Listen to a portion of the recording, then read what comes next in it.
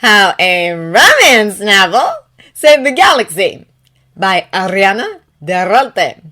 Chapter 46, Obi-Wan 2, Holdan 4. Obi-Wan didn't know what to think of the Mind Healer meeting. He'd expected to be forced to recount his experiences over the past week once again. Maybe they would give him the reprimand for his actions that Master Dooku and Faye had never delivered, or maybe they'd scold him for not meditating enough or for letting himself be adopted. Instead, Master Son Yan had actually done most of the talking. She had outlined how his words would be confidential and not shared with anyone. She had emphasized not even Grandmaster Yoda could access their sessions. Then she had explained what he should expect from the mind-healing experience, both now and once he arrived back at the temple. She might ask him to talk, but she also might assign him mental tasks to try to accomplish, and once back at the temple, would request they meditate together. She would get Master Dooku to find him his own calm, and asked if, in lieu of a master, he would mind if she talked with his father instead. Obi-Wan had said he'd ask, though he'd already known that Holdan would say yes. Obi-Wan could ask his boy to walk through fire with him, and Holdan would be fireproofing them both before he finished. As far as Obi-Wan could tell, all Mandalorians were just like that, to some extent. Or at least they were for their children and clan. The task Master Son Yan had asked him was that he spend 5 to 10 minutes a day picking something he was anxious about, consider first the absolute worst-case scenario, ask himself if it was realistic, then consider the best-case scenario. He'd set himself the goal of doing it before bed each evening. Obi-Wan hadn't been sure what to choose, and finally settled on his worries about not being chosen by Master. Both Master Faye and Master Dooku had tracked him down that day, before and after dinner, to tell him that his birthday was no longer a hard deadline. That he'd likely be chosen, but the idea was still weighing on his mind. So he'd imagined that he wasn't chosen, that Master Faye also couldn't find him a master, and refused to be his. But even then he couldn't imagine that Holbro would stop trying to find him training. They'd probably travel the galaxy trying to find ancient texts on the Force or other Force sects.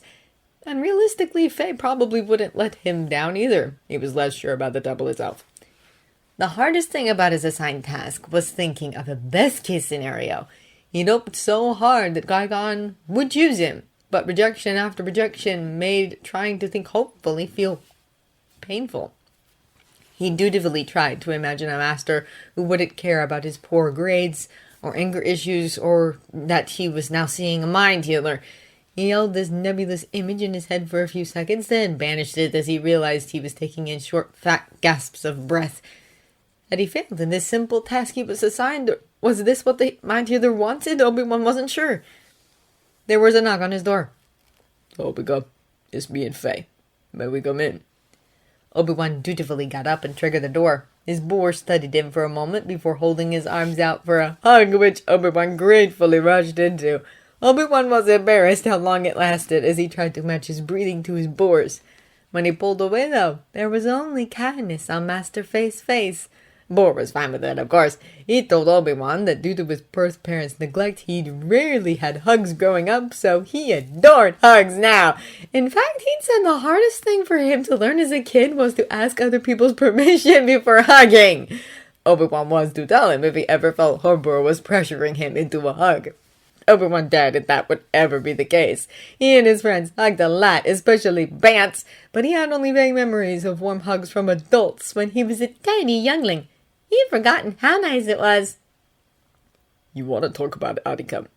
Obi-Wan shook his head. That's perfectly fine, Obi-Wan, said Faye kindly.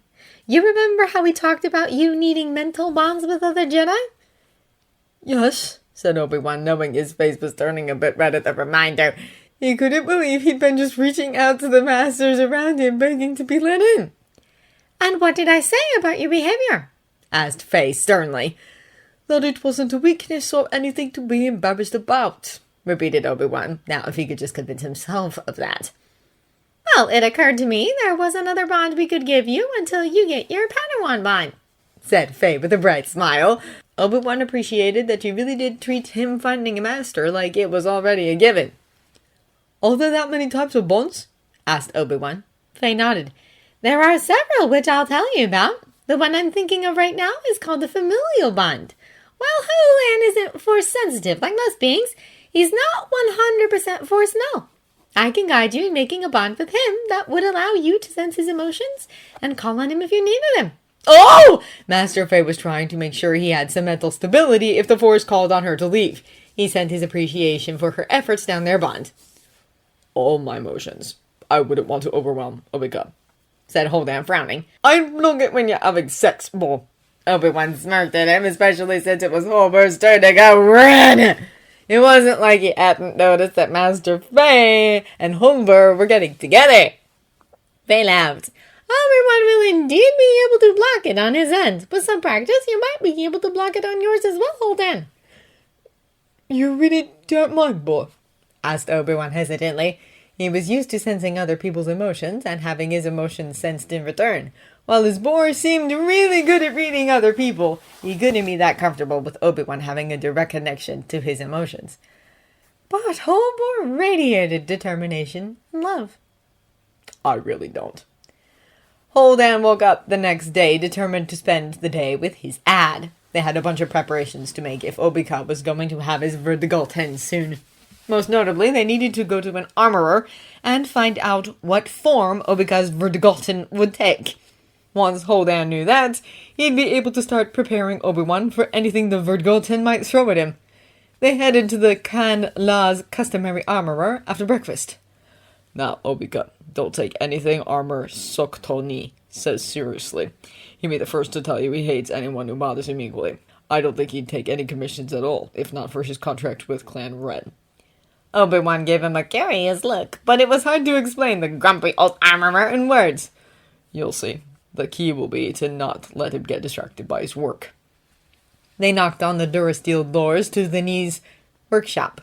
Go away! Came the muffled cry through the door. Holdan pressed the intercom button. It's Holdan Law. I have an appointment. There was stopping and cursing inside. Both of them waited patiently for several minutes. The door finally opened to show a red Nikto. Instead of the usual traditional boucher, Nee had on a wide, clear visor which magnified his pale blue eyes immensely. He told Holdan once that you needed to see the Beskar change color with your own eyes to truly work with it. I'll give you 10% off if you come by tomorrow. 100% off if you never come back, said Nee. Someday Holdan was going to take him up on that offer and see if he actually honored it. We're sorry to disturb you, Armorer Nee, but Obi-Wan's Vertigoten needs to happen in a few days, so we can't afford to wait. Nee blinked enlarged eyes at Obika before narrowing in on his waist. Is that a real lightsaber? Asked Nee. Yes, sir, said Obi-Wan. Follow me. He led them through the darkened workshop to a door which opened to an inner courtyard. It was full of piles of rocks, wood, some sort of white powder, and lots of discarded pieces of armor. The standout piece was a breastplate mounted on the chassis of a broken droid. It shone in the sunlight with a glint that suggested pure Beskar, except it was a strange metallic gold. Not painted, but the armor itself held that color. Well, what are you waiting for? Get the breastplate with it. Obi-Wan leapt into action. Yes, sir. His blue blade sprung to life, and he struck a diagonal slash across the plate. Nee motioned for him to stand down while he went up to the gold plate and examined it. Holdan could see that he was using the magnification settings on his visor. Only micro-deformation. Might not be good enough, though. He muttered. Hold your blade up against it until I say stop, Attica, he ordered. Obi-Wan complied. They watched as the gold armor's surface turned glowing orange. Stop! The edges of the plate were still crisp once the glow faded. Good, good, muttered Nee. He had pulled out a pad and started taking notes. Why did you think it wouldn't work? Ventured Obi-Wan when it became clear Nee was going to ignore them if they let it continue. Oh, do you know what an alloy is? Obi-Wan shook his head. No, sir. Alloys are when you mix different metals together to produce different metals. Everyone talks about Beskar like it's pure, but the reality is that most Beskar in use is some sort of alloy. And Beskar can be a very tricky metal to alloy. You see that plate there? He pointed at a discarded plate nearby which gleamed a metallic green. That plate is 95% Beskar, and the rest is Durasteel and what I added to get the color. You'll note the pitting from a simple blaster rifle. Judging by the size of the mark, it must have been more like a blaster cannon.